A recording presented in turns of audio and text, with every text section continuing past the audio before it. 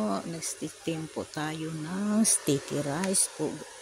Yan guys. Oo. Yan. Ganyan lang po guys. Ang pag-steam ng sticky rice guys. Ayan.